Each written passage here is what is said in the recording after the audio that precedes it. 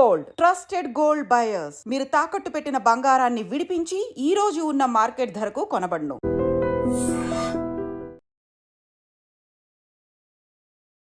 నమస్కారం, welcome to I dream. ధర్మ మార్గం విత్ విజిత కార్యక్రమానికి స్వాగతం.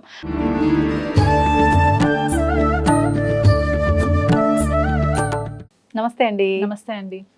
అనుపమ గారు, ఇదైతే ప్రతి ఒక్కరికి కనెక్ట్ అయ్యే టాపిక్. ఓకే, ఏంటో టాపిక్ చెప్పకుండా కనెక్ట్ అయ్యే టాపిక్ అంటుంది విజిత అనుకుంటున్నారు కదా? అట్లాగే అనుకుంటున్నాను. బల్లి. ఓకే, మీకు కూడా కనెక్ట్ అయ్యే ఉంటది కదా? బల్లి అనగానే ఏవేవో గుర్తొస్తూ ఉంటాయి. చాలా. అయితే బల్లి ఇంట్లోకి రావటం వల్ల ఇది అశుభం అని చెప్పి భావించే వాళ్ళు ఉన్నారు, భయపడే వాళ్ళు ఉన్నారు. ఆ బల్లి ఇంట్లోకి రావటం వల్ల లక్ష్మీదేవి ఆగమనానికి సంకేతం అని చెప్పి భావించే వాళ్ళు ఉన్నారు.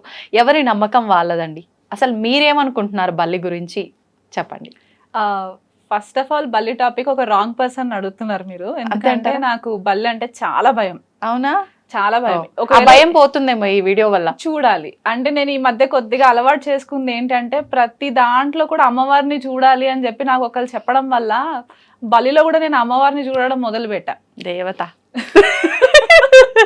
సో అది అంటే ఇప్పుడు బల్లి గురించి చిన్నప్పటి నుంచి చాలా మంది పిల్లలకి అదొక ఫియర్ లాగా ఉంటదండి. అవును, అది పెద్ద అయినా కూడా అది కంటిన్యూ అవుతుంది. అది వయసుతో సంబంధం లేదు. ఒక ఫియర్ మనకి ఉండిపోయింది అంటే దానికి మనం ఏం చేయలేం. 90% లేడీస్ అయితే బల్లికి భయపడతారు నాకు తెలిసినంత మట్టి. నేను కూడా ఉన్నా మీతో పాటు. ఓకే, అయితే మన ఇద్దరం ఒక టీం అని అనుకోవచ్చు. మీరు అన్నట్టు కొన్ని ఫిలాసఫీస్ ఉన్నాయి దీంట్లో. ఎవరి నమ్మకాలు వాళ్ళవి. కొంతమంది ఏమవుతారు అంటారంటే బల్లి శుభ సూచకం అని చెప్పేసి అంటూ ఉంటారు.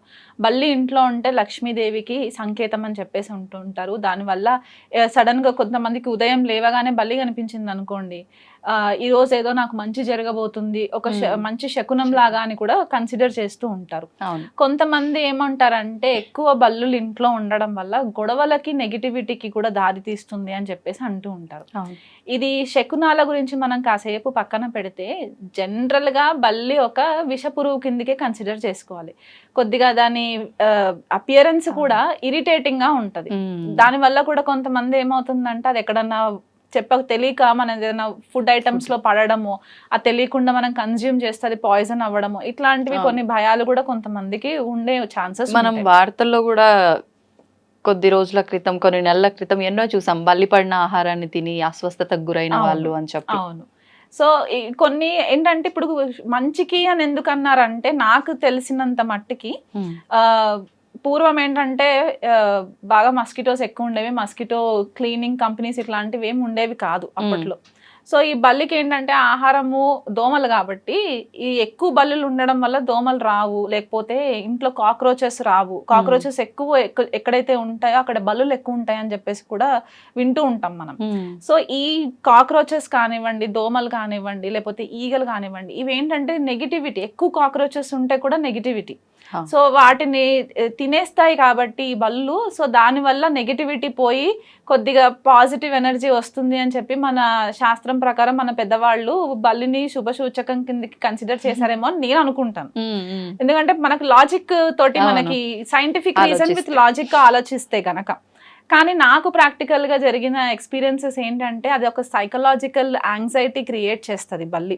ఎందుకంటే ఆ భయం మనలో చాలా నిక్షిప్తం అయిపోయి ఉంటుంది కాబట్టి, ఒక బల్లి కనిపించినా సరే మనము ఏదో టెన్షన్ పడిపోతూ ఉండడం, దేనిపైన ఫోకస్ చేయకుండా ఉండడం. కామన్ స్పాట్స్ మనకి ఇంట్లో ఉంటాయి. దేవుడి పటాలు వెనకాల ఉంటూ ఉంటాయి, దేవుడి ఫొటోస్ బ్యాక్ సైడ్ అవి మంచి నిద్రపోతూ ఉంటాయి అనమాట. సో మనం ఎప్పుడైనా పూజ గదిలోకి వెళ్ళేసరికి మనకు కనిపిస్తూ ఉంటాయి. సో దానివల్ల కూడా మనం కొద్దిగా డిస్టర్బ్ అవుతూ ఉంటాం. సో అండ్ గొడవలకి కారణం ఎక్కువ బల్లులు ఇంట్లో రావడం వల్ల కొద్దిగా ఫ్యామిలీ డిస్ఫంక్షన్స్ అయిన కేసెస్ కూడా నేను కొన్ని చూసా. అంటే మా ఫ్యామిలీ మెంబర్స్ లో కానివ్వండి, ఫ్రెండ్స్ చెప్తూ ఉంటారు కదా, సడన్ గా ఎక్కువ బల్లులు కనిపిస్తూ ఉంటే గనక, అంటే more than 5, more than 6 కొన్నిసార్లు. కొంతమంది పెద్ద పెద్ద హౌసెస్ ఉంటాయి, 30-40 కూడా ఉండే ఛాన్సెస్ ఉంటాయి. ఇప్పుడు అవి ఎట్లా అంటే ఎక్కువ మట్టుకు మనకి చెట్లు ఎక్కువ ఉన్నాయి అనుకోండి, ఇంటి పరిసరాలలో చెట్లు ఎక్కువ ఉండేసరికి కూడా మనము బల్లులను ఎక్కువ అట్రాక్ట్ చేసే పాసిబిలిటీస్ ఉంటాయి. సో దానికి ప్రజెంట్ సైంటిఫిక్ గా కూడా మనకి ఏ రెపెలెంట్స్ లేవు. ఉన్న రెపెలెంట్స్ తోటే మనము దాన్ని కంట్రోల్ చేసుకోవడానికి వీలుంటుంది.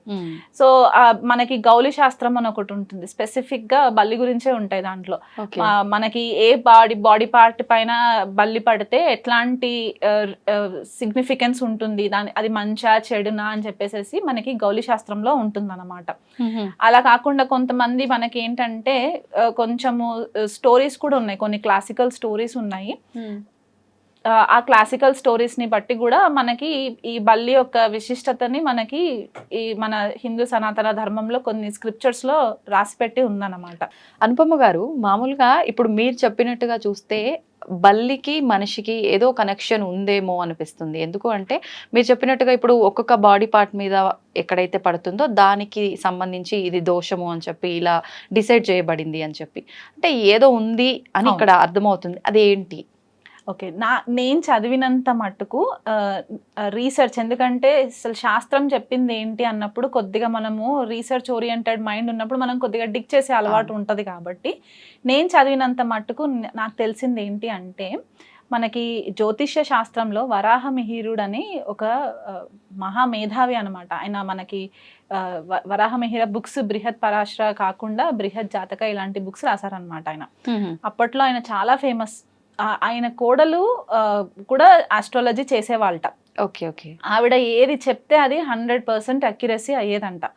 సో ఇక్కడ కొన్నిసార్లు ఏమవుతుంది అంటే వాళ్ళిద్దరికి, కోడలికి మామగారికి కొద్దిగా కాన్ఫ్లిక్ట్స్ వచ్చేవి. ఈయన క్యాలిక్యులేషన్స్ ప్రకారం ఈయనకు ఒక ప్రెడిక్షన్ వచ్చేది, ఆవిడ క్యాలిక్యులేషన్స్ ప్రకారం ఒక ప్రెడిక్షన్స్ వచ్చేసరికి చూసే వాళ్ళకి ఏమైందంటే మామగారు ఎక్కడనో ఇన్సల్ట్ అవుతున్నారు, హ్యూమిలియేట్ అవుతున్నారు కోడల చేతిలో అని చెప్పేసి ఒక ఆర్డర్ పాస్ చేశారంట. ఆవిడ ఆస్ట్రాలజీ చేయకూడదు, ఆవిడ ఆస్ట్రాలజీ చేయొద్దు అని అంటే కనుక ఆవిడ నాలుక కట్ చేసేయాలి అని చెప్పేసి ఆర్డర్స్ వచ్చినప్పుడు ఆవిడ నాలుకని కట్ చేయడానికి ఆవిడ ఒప్పుకున్నారంట. సో నాలుక తెగ్గొట్టేయడానికి కూడా ఆవిడ ఒప్పుకున్నప్పుడు ఆ టంగ్ ఏదైతే నాలుకని ఏదైతే వాళ్ళు కట్ చేశారో ఆ పీస్ బయట పడిపోయిన తర్వాత మనకి కామన్ లిజర్డ్స్ అంటూ ఉంటాం కదా, ఇంట్లో తిరిగే బల్లు, అవి తినేసాయంట. సో ఇప్పుడు ఈ సిగ్నిఫికెన్స్, ఇప్పుడు మనం ఎప్పుడైనా సరే ఎవరికైనా ఒక పాయింట్ మనము వివరణ ఇచ్చేటప్పుడు మనకి మనసులో కొద్దిగా ఎదుటి వాళ్ళకి డౌట్ వస్తుంది, మనం చెప్పేది కరెక్టా రాంగా అని చెప్పి. కొన్ని మూవీస్ లో కూడా మనం చూస్తూ ఉంటాము, ఏదైనా చెప్పే టైంకి బల్లి సౌండ్ చేస్తుంటుంది. ఆ సౌండ్ వచ్చినప్పుడు మనం ఏమనుకుంటామంటే నిజం చెప్తున్నారు వీళ్ళు అని చెప్పి. ఆ కనెక్టివిటీ ఇక్కడ అనమాట. ఆవిడ నాలుకని బల్లులు తిన్నాయి కాబట్టి ఆవిడ చెప్పేవన్నీ కూడా కరెక్ట్ ప్రెడిక్షన్స్ అయ్యేవి కాబట్టి ఆ సిగ్నిఫికెన్స్ తోటి ఇక్కడ ఏం చెప్పారంటే, మనం ఏదైనా టాపిక్ ఎవరికన్నా విశ్లేషణ చేసేటప్పుడు బల్లి కనుక ఒకవేళ సౌండ్ చేస్తే అది నిజం చెప్తున్నారని చెప్పి మనం బ్లైండ్గా బిలీవ్ చేయొచ్చు.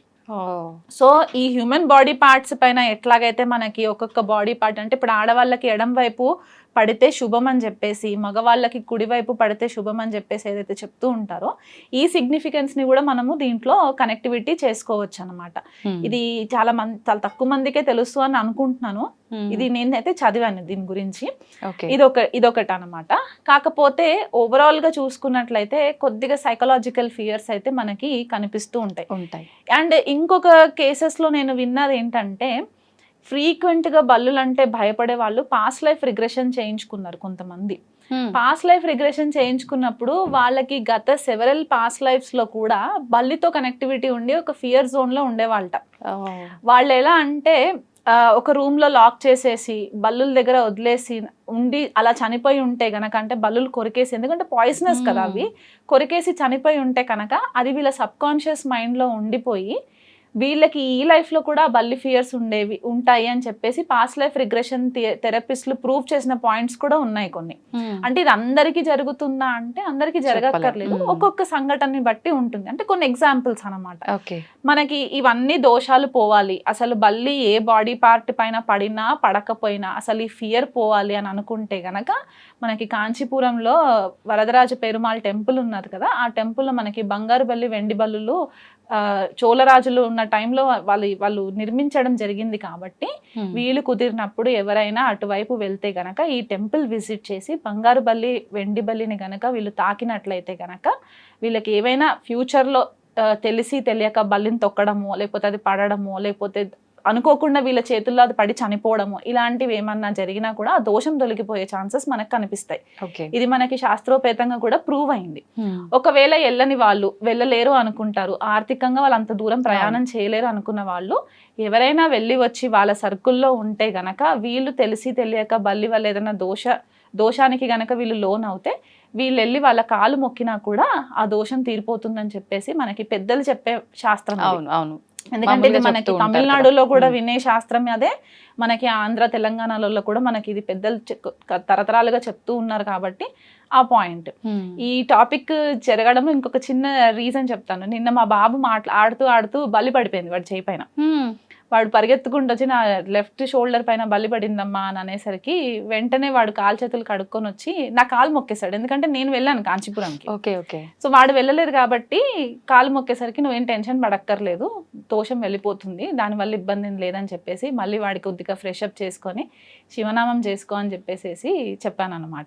సో ఈ బల్లి కాన్సెప్ట్ మనం మాట్లాడుకున్న కొద్దిగా అది కంటిన్యూ అవుతూనే ఉంటుంది.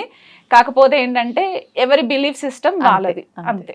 మనకు తోచింది మనం మాట్లాడతాం అంతే. ఇంకా వాళ్ళు నమ్మకపోవడం వాళ్ళ ఇష్టం. ఇది వాస్తవం మీరు చెప్పింది. నిజంగా అక్కడ ఎవరైనా వెళ్ళొచ్చిన వాళ్ళు ఉంటే వాళ్ళని నమస్కరించుకోవటము, తర్వాత మనం ఫ్రెష్ అయిపోయి నార్మల్గా దేవుడికి సంబంధించిన ఏదో ఒకటి నామం చేసుకోవడం వల్ల అది నిజంగా దోషం అనేది తొలగిపోతుందని చెప్పి అంటూ ఉంటారు జనరల్ గా.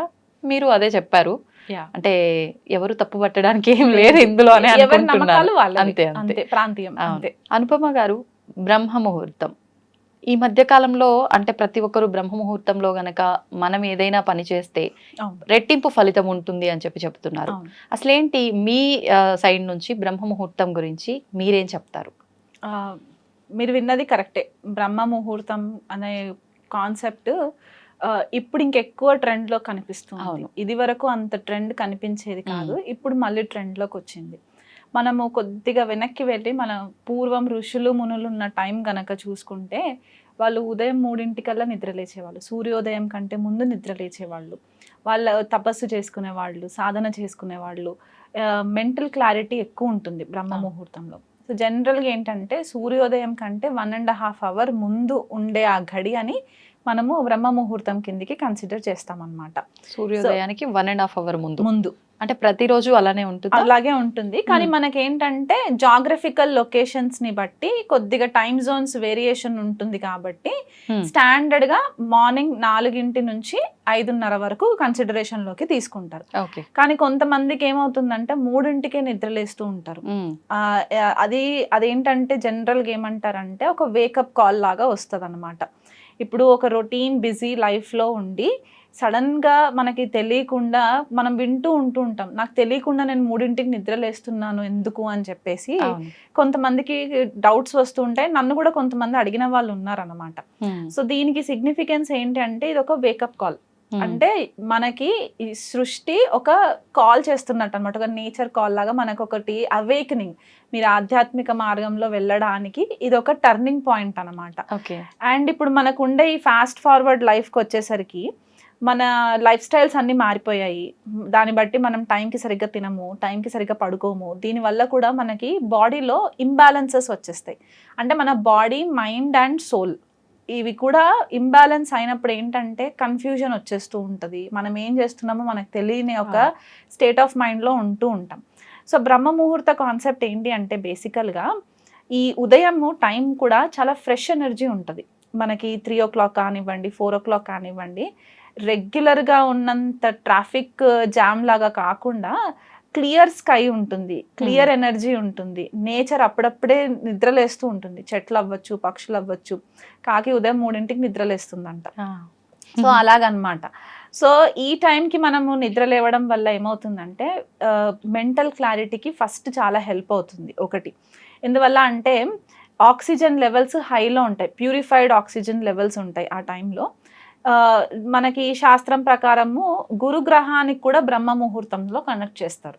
ఓకే, గురుగ్రహం వచ్చేసరికి మనకి ఆకాశతత్వం ఉంటుంది ఆయనకి. సో ఎప్పుడైతే మనము ఈ టైంకి లేవడం స్టార్ట్ చేస్తామో, గురుగ్రహం అంటే మనకి విజ్డమ్, నాలెడ్జ్, మనకు ఒక మెంటల్ క్లారిటీ, లేకపోతే ఒక సాధన మార్గంలో వెళ్ళడానికి మనకి హెల్ప్ అయ్యే గ్రహం అనమాట. సో ఈ బ్రహ్మ ముహూర్తం టైంలో మనము నిద్ర లేచి ఏ పని మొదలు పెట్టుకున్నా అది సక్సెస్కి దారి తీసేలాగే ఉంటుంది కానీ అది డ్యామేజ్ కాజ్ చేయదు. ఒకటి ఏంటంటే మనకి మెడిటేషన్ చేసుకున్నా లేకపోతే ప్రాణాయామ యోగాలో ఏదైనా యోగిక్ ప్రాక్టీసెస్ ఉన్న వాళ్ళు, అలవాటు ఉన్న వాళ్ళు ఈ టైంలో చేసుకోవడం ఏమవుతుందంటే ఆ ఫ్రెష్ ఎయిర్ మనం ఏదైతే పీల్చుకుంటూ ఉంటామో ఆక్సిజన్ మనకు బాడీకి చాలా ఇంపార్టెంట్ అయిపోతుంది కదా, లంగ్స్ క్లెన్స్ అవుతాయి ఫస్ట్. లంగ్స్ క్లెన్స్ అయిన తర్వాత మనకి మెంటల్ క్లారిటీ రావడం స్టార్ట్ అవుతుంది. అండ్ మనము సోర్స్ ఎనర్జీతో కనెక్ట్ అవ్వడానికి చాలా మంచి టైం అన్నమాట బ్రహ్మ ముహూర్తం. ఎందుకంటే కాస్మిక్ పవర్ ఎక్కువ ఉంటుంది ఆ టైంలో, బ్రహ్మ ముహూర్తంలో. అండ్ మనము 3rd డైమెన్షన్లో ఉంటాము. ఈ బ్రహ్మ ముహూర్తంలో మనం నిద్ర లేచి మనం ఎప్పుడైతే మనం మెడిటేషన్ ప్రాక్టీసెస్ చేసుకోవడము, జనరల్గా స్టార్టింగ్లో చాలామంది మెడిటేషన్ నుంచే స్టార్ట్ చేస్తారు. ఎందుకంటే ఆ స్టిల్నెస్ రావాలి, ఆ కామ్నెస్ రావాలి అని మనం కోరుకుంటాం. కాబట్టి రెగ్యులర్ అవర్స్లో ఏంటంటే బిజీగా ఉంటాం, మనకి ఏదో ఒక ఆబ్స్టికల్స్ వస్తూ ఉంటాయి, ఎవరో పిలుస్తూ ఉంటారు, ఫోన్స్ వస్తూ ఉంటాయి, లేకపోతే వెహికల్ సౌండ్స్ వస్తూ ఉంటాయి, రోడ్కి దగ్గరలో ఉన్న హౌసెస్ అయితే ఇవన్నీ డిస్టర్బెన్సెస్ ఉంటాయి. కాబట్టి ఆ టైంలో ఆ డిస్టర్బెన్సెస్ ఉండవు. ఒక క్లియర్ జీపీఎస్ ట్రాకింగ్ సిస్టమ్ ఆ టైంలో అవైలబుల్ ఉంది అని అనుకోవాలన్నమాట. ఆ జీపీఎస్ ట్రాకింగ్ సిస్టమ్ దేనికి, మన కనెక్ట్ అయ్యే డివినిటీకి, సోర్స్ ఎనర్జీ, కాస్మిక్ పవర్కి. సో మనం ఈ టైంలో మనం మెడిటేషన్ మొదలు పెట్టుకుంటే ఏమవుతుందంటే మన సోల్ లెవెల్ వేరే డైమెన్షన్లో ఉన్న మన స్పిరిట్ గైడ్స్ తోటి కనెక్ట్ అవ్వడము, దాంతో మనకి కొద్దిగా క్లెన్సింగ్ అవ్వడము, మనకి ఇంట్యూషన్ ఎక్కువ పెరగడము, సైకిక్ ఎబిలిటీస్ పెరగడము, ఇవి మనకి రొటీన్ లైఫ్లో చాలా అవసరం అవుతుంది. మెంటల్ హెల్త్ ఇప్పుడు చాలా నంబర్ 1 ప్రాబ్లం అయిపోయింది, అది డినై చేయలేం మనం. పెద్ద సమస్య, ప్రతి ఒక్కరికి మెంటల్ హెల్త్ ప్రాబ్లం ఉంది. దాన్ని మనం అడిషనల్గా మెడికేషన్ తోటి మనము ఆల్టర్ చేసే బదులు మనలో ఖర్చు లేని పని మెడిటేషన్ చేసుకోవడం. అంటే కొంతమంది అనుకుంటుండొచ్చు నేను కూర్చోలేను, మెడిటేషన్ చేయలేను అని అనుకుంటే మెల్లిమెల్లిగా స్టార్టింగ్లో ట్రై చేస్తూ ఉంటే అలవాటు అవుతుంది. ఒక రోజు 4కి నిద్ర లేవడము, లేకపోతే 4:30కి నిద్ర లేవడం. ఆ 4 o'clock to 5:30 అవర్ చాలా స్పెషల్ అవర్ అనమాట. ఆ టైంలో లేచినప్పుడు ఏంటంటే బాడీ యాక్టివ్గా ఉండడము, ఫస్ట్ మైండ్ యాక్టివ్ ఉంది అని అంటే ఆటోమేటిక్గా అన్ని పనులు చురుగ్గా అయిపోతుంది, డే అంతా బాగుంటది. ఇప్పుడు కొంతమంది ఏంటంటే లేట్ నైట్స్ పడుకుంటూ ఉంటారు, అలాంటి వాళ్ళకి కొద్దిగా ఇబ్బంది అయ్యే ఛాన్స్ ఉంటుంది. బట్ స్టిల్ మీరు కొంచెం ఒక 2 hours నాప్ తీసుకున్నా సరే ఈ 4 o'clock to 5:30 మార్నింగ్ టైమ్స్లో కూర్చొని మీరు మెడిటేషన్ ప్రాక్టీస్ చేసుకుంటే మీకు చాలా క్లారిటీ వస్తుంది. ఎదుటి వాళ్ళపైన మీరు డెసిషన్స్ కోసం డిపెండ్ అయ్యే బదులు మీరు డెసిషన్స్ తీసుకునే స్థాయికి మీరు వెళ్ళడానికి ఛాన్సెస్ ఉంటాయి. సో ఈ కాస్మిక్ పవర్ కనెక్టివిటీ మనకి ఎక్కడ హెల్ప్ అవుతుంది అంటే మనకి సాధన మార్గంలో వెళ్ళడానికి మనం ట్రై చేసుకున్నా, లేకపోతే ఏదైనా అఫర్మేషన్స్ చెప్పుకున్నా, లేకపోతే ఏదైనా ఒక మంత్రం తీసుకొని దాన్ని చాంటింగ్ రెగ్యులర్గా చేసుకున్నా కూడా మనకేమవుతుందంటే తొందరగా మనకు ఆ పర్టికులర్ దేవతతో కనెక్ట్ అవ్వడానికి ఈ బ్రహ్మ ముహూర్తం మనకి హెల్ప్ అవుతుంది అనమాట. ఇది స్పిరిచువల్ రీజన్.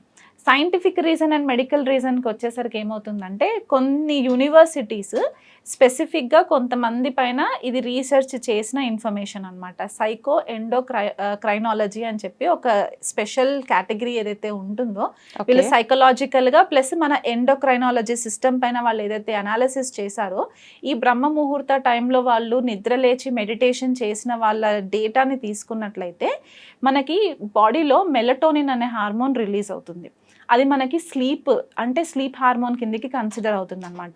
అదేంటంటే మనకి 2 o'clock to 3 o'clock టైంలో ఎక్కువ ప్రొడ్యూస్ అవుతుంది, మనం డీప్ స్లీప్లోకి వెళ్ళిపోయే టైంకి. ఈ మెలటోనిన్ కొద్దిగా ఎక్కువ మోతాదులో రిలీజ్ అయినప్పుడు ఏంటంటే మనకి ప్రాపర్ స్లీప్ ఉంటుంది కాబట్టి అదొక బెనిఫిట్ అవుతుంది, మన బాడీ అంతా రిలాక్స్ అవ్వడానికి ఉంటుంది. అండ్ ఆల్టర్నేటివ్గా ఈ బ్రహ్మ ముహూర్తంలో మనం లేచి మెడిటేషన్ చేసుకొని లేదా యోగిక్ ప్రాక్టీసెస్ చేసుకోవడం వల్ల ఏమవుతుందంటే కార్టిసాల్ హార్మోన్ అనేది కూడా లెవెల్స్ తగ్గిపోతాయి బాడీలో. కార్టిసాల్ ఏం చేస్తుందంటే మనకి స్ట్రెస్, యాంగ్జైటీ, డిప్రెషన్ ఇవి ఎక్కువ ప్రొడ్యూస్ చేస్తుంది, సైడ్ ఎఫెక్ట్స్. ఎక్కువ కార్టిసాల్ రిలీజ్ అయినప్పుడు మనకి వచ్చే సైడ్ ఎఫెక్ట్స్ అన్నమాట. సో ఎప్పుడైతే మనం స్ట్రెస్లో ఉన్నాం అనుకోండి, యాంగ్జైటీలో ఉంటే మనం కన్ఫ్యూజన్లో ఉండడమే కాకుండా మనం చుట్టూతున్న ఎన్వైరన్మెంట్ని కూడా మనము పాడు చేసేస్తూ ఉంటాం మనకు తెలియకుండా. సో ఈ టైంలో మనము ఆ మెడిటేషన్ ప్రాక్టీసెస్, నిద్ర లేవడము, డైలీ యాక్టివిటీస్ ఆ టైంలో మనం స్టార్ట్ చేసుకున్నట్లయితే ఏమవుతుందంటే మన రొటీన్ చేంజ్ అయిపోతూ ఉంటుంది. కాబట్టి కొద్దిగా క్లారిటీ ఒకటి పెరుగుతుంది, ప్రాపర్గా డెసిషన్స్ తీసుకోవడానికి హెల్ప్ అవుతుంది.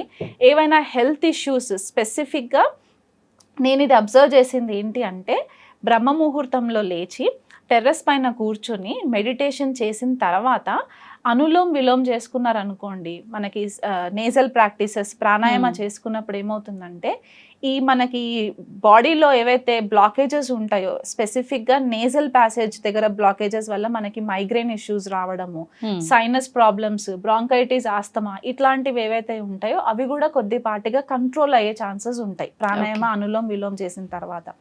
మనకి 3 నాడులు స్పెసిఫిక్గా మెయిన్గా చెప్తూ ఉంటారు, సుషుమ్న, ఇడనాడి, పింగళ నాడి అని చెప్పి. ఇవి మళ్ళీ మనకి చక్రాస్తో కనెక్ట్ అయి ఉంటాయి, కుండలిని చక్రాస్ అని చెప్పి మనం చెప్తూ ఉంటాం, 7 చక్రాస్. ఇవన్నీ ఇంబ్యాలెన్స్ ఉన్నప్పుడు మనకి ప్రాబ్లమ్స్ వస్తూ ఉంటాయి మన లైఫ్లో మనకు తెలియకుండా. అండ్ మనకున్న ఫాస్ట్ ఫార్వర్డ్ లైఫ్కి ఇవి ఆటోమేటిక్గా ఇన్యాక్టివ్ ఉంటాయి ఖచ్చితంగా. సో ఇవన్నీ కూడా ప్రాపర్గా అలైన్ అవ్వడానికి హెల్ప్ అయినప్పుడు ఏంటంటే ఈ బేస్ లెవెల్లో నుంచి హీల్ అవుతూ వస్తూ ఉన్నప్పుడు మనకి హైయెస్ట్ మనకి సహస్రార దగ్గరకు వచ్చేసరికి ఏమవుతుందంటే ఫుల్ లెవెల్గా మనకి ఇంట్యూషన్ ఎక్కువ వర్క్ అవ్వడము, ఒక ప్రాపర్ డివైన్ తోటి మనకి కనెక్టివిటీ వచ్చి ఆ డివైన్ దగ్గర నుంచి మనకి మెసేజెస్ రావడం అనేది మనకు కనిపిస్తుంది. మన లైఫ్ స్టైల్ని మనము కొంచెం మన పూర్వీకులతోటి మనం కంపేర్ చేసుకుంటే వాళ్ళు మనకంటే ఎంతో ఇంటెలిజెంట్గా వాళ్ళు బుక్స్ రాసి పెట్టేసి ఇప్పుడున్న ప్రజెంట్ హ్యుమానిటీకి వాళ్ళు చాలా హెల్ప్ చేశారు. సో వాళ్ళని మనం వాళ్ళ లైఫ్ స్టైల్కి మన లైఫ్ స్టైల్కి కంపేర్ చేసుకుంటే మనం చేసేది నథింగ్. బాగా అంటే డబ్బు సంపాదిస్తున్నాం అంతే తప్ప మెంటల్ హెల్త్ లేదు. సో బ్రహ్మ ముహూర్తంలో కనుక నిద్ర లేచి ఆ టైంలో మెడిటేషన్ చేసుకుంటే మెంటల్ హెల్త్, ఫిజికల్ హెల్త్, సైకలాజికల్గా కూడా చాలా మట్టుకు మనకి బెనిఫిట్స్ ఉంటాయి. కాబట్టి ఆ టైంలో నిద్ర లేవడం అనేది చాలా ఇంపార్టెంట్. మెడిటేషన్ ప్రాక్టీసెస్ చేసుకోవాలి. థ్యాంక్ యూ అండి, థ్యాంక్ యూ వెరీ మచ్. నమస్తే.